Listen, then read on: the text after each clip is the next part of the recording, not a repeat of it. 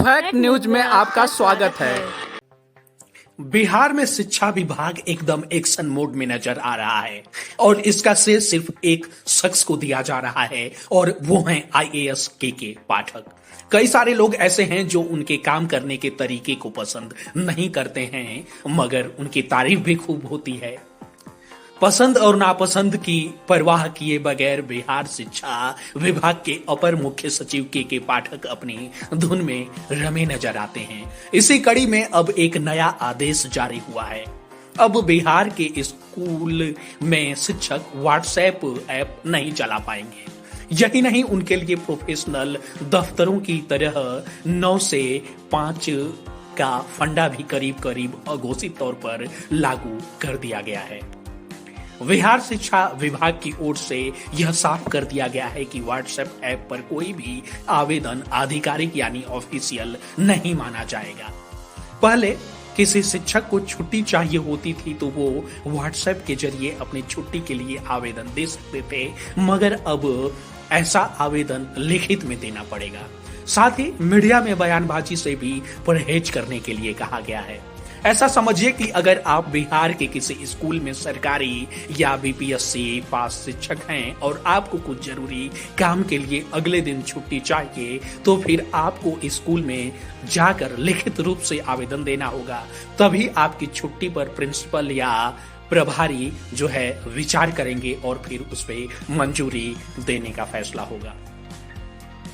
यह एक नया आदेश है जिससे टीचरों के अंदर हड़कंप सा मच गया है। दरअसल हाल ही में के पाठक ने वैशाली के सरकारी स्कूलों का दौरा किया था। इस दौरान वो एक स्कूल की टीचर से कहते हुए नजर आए कि अगर छात्र 5 बजे शाम तक पढ़ना चाहते हैं तो उन्हें पढ़ाया जाए। छात्रों को भी इस दौरान के पाठक ने यह नसीहत दी कि पढ़िए या मत पढ़िए, लेकिन विद्यालय में दोपहर 3:30 बजे तक आपको रहना ही पड़ेगा।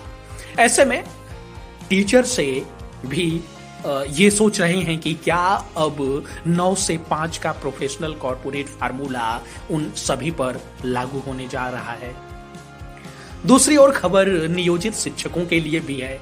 वैसे नियोजित शिक्षक जो बीपीएससी की परीक्षा पास कर चुके हैं, उनकी तनख्वाह अब पहले जैसी नहीं रहेगी। चलिए हम बता देते हैं कि आपको नई सैलरी का क्या हिसाब किताब है। सबसे पहले बात करते हैं 5वीं क्लास के जो टीचर हैं उनकी।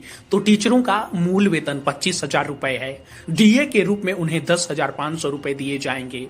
आवासीय भत्ते के तौर पर 8% यानी वेतन के हिसाब से 2,000 रुपए मिलेंगे।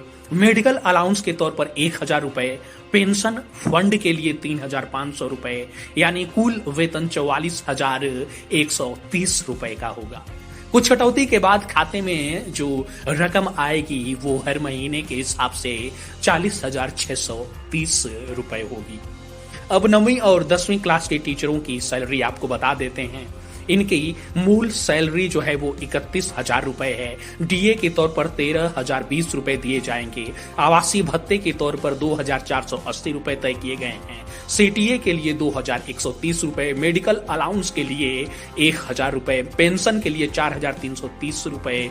वहीं इस तरह से कुल मिलाकर इनका वेतन जो बनता है वो 53,970 रुपए है और कटौतियों के बाद खाते में जो राशि आएगी वो 49,630 रुपए होगी।